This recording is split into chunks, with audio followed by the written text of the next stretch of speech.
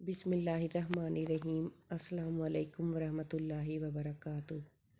نماز تہجد کا طریقہ سیکھیے۔ کیا اس کے لیے سونا ضروری ہے؟ کتنی رکعتیں پڑھیں اور نیت کیسے کریں؟ رات کو سونا یا جاگنا؟ اسلامی شرع میں آدھی رات کے بعد نماز پڑھنا۔ قرآن میں صرف ایک جگہ 17ویں سورت میں یہ لفظ آیا ہے۔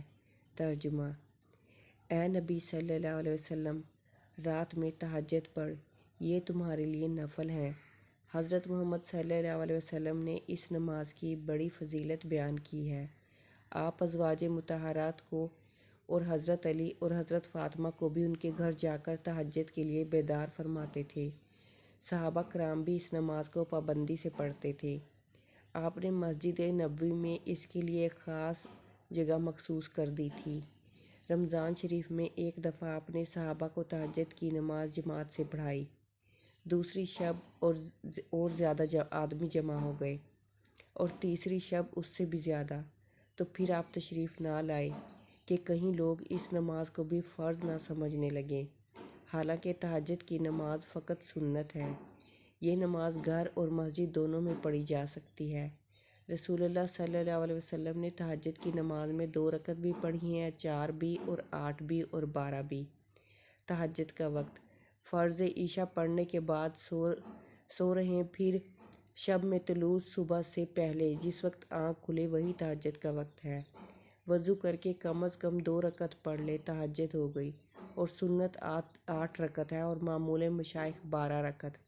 قرات کا اختیار ہے، جو چاہے پڑھے، اور قرآن یاد نہ ہو تو ہر رکعت میں 3 بار سورہ اخلاص بہتر ہے کہ جتنی رکعتیں پڑھے گا اسے ختم قرآن مجید کا ثواب ملے گا۔ احادیث شریفہ میں نماز تہجد کی بڑی فضیلتیں وارد ہوئی ہیں۔ تہجد کی کثرت سے آدمی کا چہرہ نورانی اور زیادہ خوبصورت ہو جاتا ہے۔ تہجد پڑھنے والے بلا حساب جنت میں جائیں گے۔ تہجد کی نماز کے لیے افضل وقت کون سا ہے؟ اس سلسلہ میں شیخ الاسلام حضرت مولانا حسین احمد مدنی رحمۃ اللہ علیہ فرماتے ہیں: صلاۃ تہجد کا وقت عشاء کے بعد سے صبح صادق تک ہے۔ حضرت عائشہ رضی اللہ تعالیٰ عنہا سے صحاح میں روایت ہے کہ جناب رسول صلی اللہ علیہ وسلم نے ابتدائی شب میں بھی اور وسط شب میں بھی اور آخری شب میں بھی تہجد پڑھی ہے، مگر آخری ایام میں اور زیادہ تر آخری شب میں پڑھنا وارد ہے۔ جس قدر بھی رات کا حصہ متاخر ہوتا جاتا ہے، برکات اور رحمتیں زیادہ ہوتی جاتی ہیں، اور سدس آخر میں سب حصوں سے زیادہ برکات ہوتی ہے۔ تہجد ترک ہجود یعنی ترک نوم سے عبارت ہے، اس لیے اوقات نوم بعد عشاء کے سب وقت تہجد ہی ہے۔ لفظ تہجد ہجود سے مشتق ہے اور یہ لفظ 2 متضاد معنی کے لیے استعمال ہوتا ہے۔ اس کے معنی سونے کے بھی آتے ہیں اور جاگنے، بیدار ہونے کے بھی۔ اسی رات کی نماز کو اصطلاح شرع میں نماز تہجد کہا جاتا ہے، اور عموماً اس کا مفہوم یہ لیا گیا ہے کہ کچھ دیر سو کر اٹھنے کے بعد جو نماز پڑھی جائے وہ نماز تہجد ہے۔ لیکن تفسیر مظہری میں ہے کہ رات کے کچھ حصہ میں نماز کے لیے سونے کو ترک کر دو، اور یہ مفہوم جس طرح کچھ دیر سونے کے بعد جاگ کر نماز پڑھنے پر صادق آتا ہے، اسی طرح شروع ہی میں نماز کے لیے نیند کو مؤخر کر کے نماز پڑھنے پر بھی صادق ہے۔ اس لیے نماز تہجد کے لیے پہلے نیند ہونے کی شرط قرآن کا مدلول نہیں ہے۔ امام ابن کثیر نے حضرت حسن بصری سے نماز تہجد کی جو تعریف نقل کی ہے وہ بھی اسی عموم پر شاہد ہے۔ اس کے الفاظ یہ ہیں: حسن بصری فرماتے ہیں کہ نماز تہجد ہر اس نماز پر صادق ہے جو عشاء کے بعد پڑھی جائے، البتہ تعامل کی وجہ سے اس کو کچھ نیند کے بعد پر محمول کیا جائے گا۔ نماز تہجد کی ہو یا کوئی بھی، اس کی نیت کے لیے زبان سے الفاظ ادا کرنا ضروری نہیں، بس دل میں یہ نیت کافی ہے کہ میں تہجد کی نماز ادا کر رہی ہوں یا کر رہا ہوں۔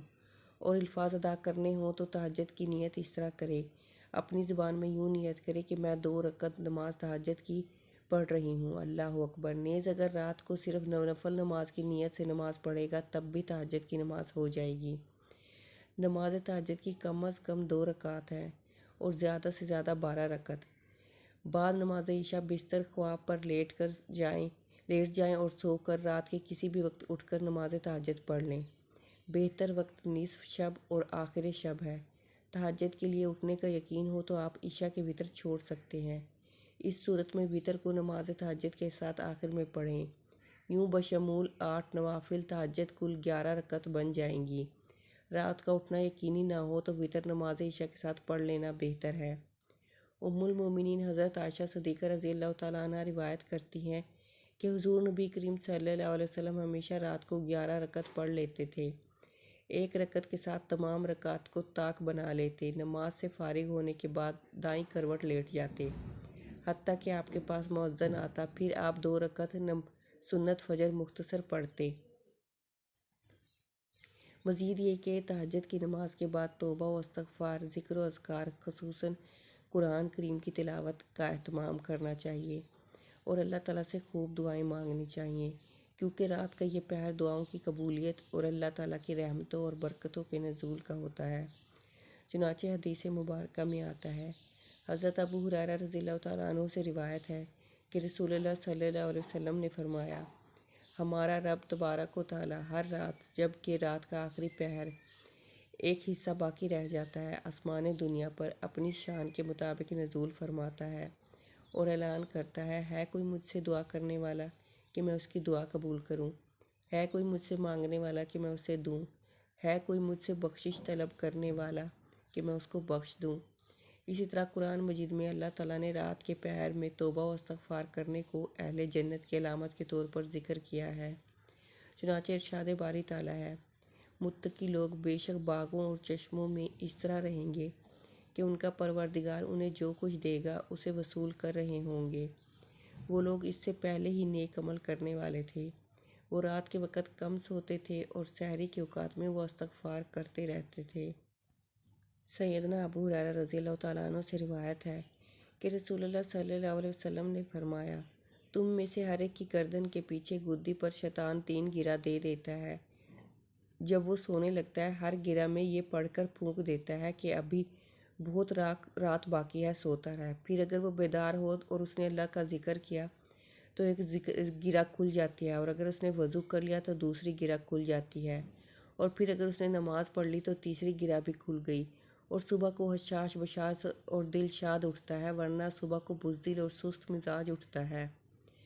سیدنا ابو ہریرہ رضی اللہ تعالیٰ عنہ سے روایت ہے کہ رسول اللہ صلی اللہ علیہ وسلم نے فرمایا، ہمارا پروردگار بزرگ و برتر ہر رات آسمان دنیا پر نزول فرماتا ہے، جبکہ پچھلی تہائی رات باقی رہ جاتی ہے تو فرماتا ہے کوئی جو مجھ سے دعا کرے پس میں اس کی دعا قبول کروں، کوئی ہے جو مجھ سے مانگے میں اسے عطا کروں، کوئی ہے جو استغفار کرے تو میں اسے معاف کروں۔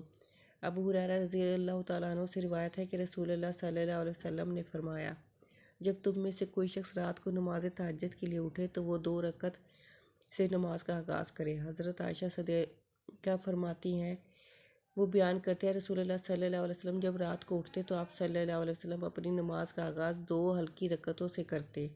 اس حدیث میں اس بات کا بیان ہے کہ نماز تہجد میں سنت یہ ہے کہ اس کی ابتدا 2 ہلکی رکعتوں سے کی جائے، اس کے بعد نمازی جتنی چاہے طویل کر لے، جیسا کہ سنن ابی داؤد میں حضرت ابو ہریرہ سے روایت ہے، پھر اس کے بعد چاہے جتنا طویل کرے۔ نبی صلی اللہ علیہ وسلم سے ایسا کرنا ثابت ہے۔